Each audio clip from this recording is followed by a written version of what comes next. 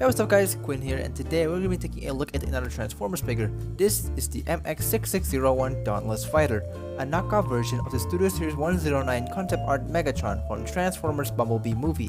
If you want to see the box overview and my first impressions, check out the link in the description for that video. Now, onto the review. This was an interesting mold to say the least. When they first announced the original figure, I thought, man, they'd be doing anything but make Studio Series kits and mud flap.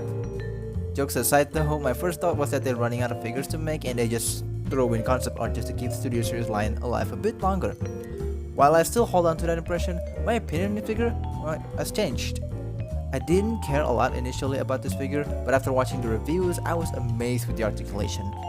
Not too long after its release, a KO company has come out announcing a recast of this mold. And oh boy, I have to have this guy. And here we are. This guy looks absolutely amazing, the sculpting is great, the mechanical details are defined well. The paint has some subtle differences compared to the original figure, but it is very minor. This thing genuinely felt like the original figure but with some minor differences like the aforementioned paint and the small eyes.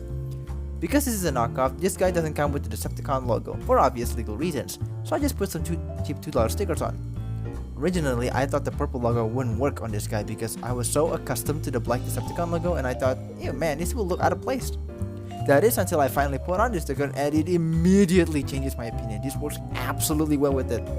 Tolerance issues are to be expected with a KO figure like this. The tab that holds the shoulder and back isn't thick enough so it can easily be untapped with the wrong move. This is not just on my copy, I've watched another reviewer and they have the same problem too. You can thicken up the tab using some super glue or fuller polish. The tank thread on his scalp doesn't like to tap in off the time, and it could get annoying. You could thicken the tab again using some super glue or floor polish. Of course, you can't talk about Megatron without mentioning his fusion cannon. I've always wanted to see live action Megs with his proper fusion cannon for years, and now we have it. Sort of. This is in action figure form. It is well sculpted and the plastic is very sturdy. You can fold the cannon and store it on his back. I like this idea, it is very neat. Oh, and you can also plug his cannon on his back as a callback to his G1 design, or as a turret like War Machine style. You have a lot of playability option when it comes to his cannon.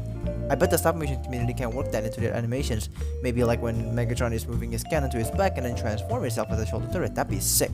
They absolutely knocked it out of the park with the details, the look, the paint. It is such a candy to the eye. And the articulation, oh boy, they don't miss either.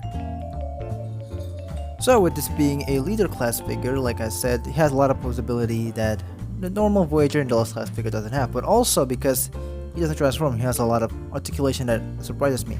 So to start with, his head is on a ball joint. He has a lot of really good range.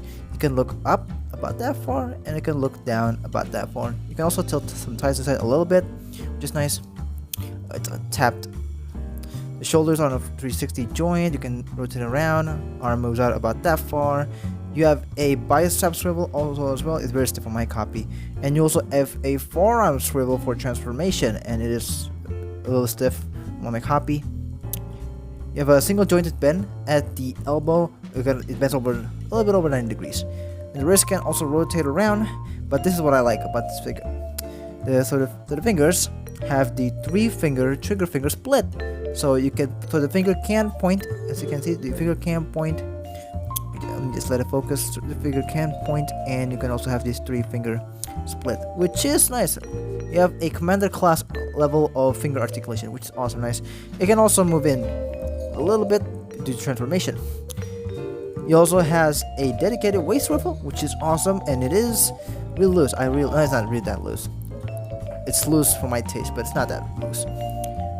The side skirts can move out and also can move out to the side, and the butt skirt here over the front, it doesn't like move out of the way outwards. It actually butterfly in, so it moves into this way. Allows it to kick the legs to kick about that far, which is really nice range. And also a kick about that far, which is nice for leg articulation, which is awesome. You also go do the splits, you can go in and out. You do have a thigh swivel over here, which is very tight on my copy. You also have a single jointed bend at the knee, as you can see, but a little bit over 90 degrees.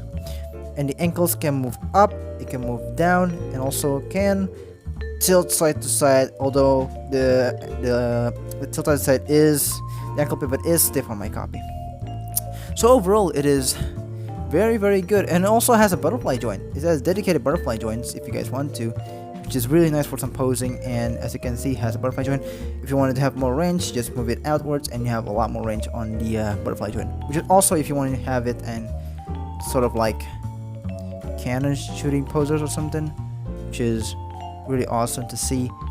A lot of articulation because of the doesn't transform and he's a leader class figure. I absolutely love it. I'm glad that they picked the right option because they focused the robot mode instead of the alt mode, so he had a lot of nice articulation. For size comparison, here it is alongside my SH Figures Marvel Spider-Man, my previous review, the Transformers Studio Series Gamer Edition 03 Optimus Prime, Byway Star Leader, AOA Max TIE Star Commander, BMB OP-01, Byway Earth Shattering, and Byway TW-1029. So the robot mode is fucking amazing, probably the most poseable transforming mainline Transformers that we got from Hasbro yet. But what about the alt mode? Well, let's just say that they didn't cook enough. Transforming is very involved. There's so many areas where I have to be cautious of, and while it doesn't get in the way, it does make the transformation process a lot more involved than usual. I still like it though. As far as I know, this mold was made from scratch, only shared some engineering tropes from SS-13/54 on the legs. I could be wrong about that, let me know down in the comments. Despite that, it happens satisfyingly and I had a fun time transforming him. Tank mode is okay. It doesn't look that bad, but it's not good either. It just looks off to me. I wish we have wheels that allows it to roll, but nope. Yes, the cannon can rotate around, but it sits on a weird axis that is located on the back instead of the middle. I don't mind honestly, but I feel like they could have done better if they just dropped the third alt mode. Yes, you heard me right. This guy is a triple changer. While that sounds awesome, the execution is not as awesome as it sounds. Transformation from tank to jet mode is a lot more involved and complex than before. There's a lot of flips and taps and a lot more things that you need to keep an eye on so you have more clearance. It's less satisfying to transform because of the tolerance issues with the taps on his arm. Overall, it felt like a downgrade from the smooth and straightforward transformation from before. Jet mode is... wait, okay? Yeah, I like this look a lot more than the tank mode. I know, kill me. I don't know, to me it suits him better, and it really reminds me on those War for Cybertron jets, so that's probably why I prefer this one over his tank mode. Sure, a lot of people didn't like this mode. It looks like they just scraped whatever that's left and then boom, jet mode, and Hasbro should have focused on 2 alt modes instead of a triple changer. And I agree with them, all of those. Maybe that way we should have we would have a lot more cohesive tank mode that I actually like. But in its current state, it's okay at best, not great, not terrible. Now, if you don't like the look on both of his alt modes, you can try out some fan modes out there. There are a bunch of them. You can just Google it on YouTube or Reddit or TF Wiki. So basically, this toy is also a blank canvas for creative alt modes, and I'm all for it. So, some final thoughts. I do think this figure is 100% worth it. I got this guy for 320,000 rupees or around $20, and at that price, you essentially get a cheaper version of the original class figure, albeit with some minor QC issues and some minor paint difference, but with the price of a deluxe class. But those are fixable, okay? The QC issues and paint differences, it's all fixable. If you somehow missed out on the original figure or it's stupid expensive, the MX-6601 Dauntless Fighter is a valid option. That's gonna be my review of the MX-6601 Dauntless Fighter. I hope you enjoyed it and find this review useful, and I'll see you guys next time.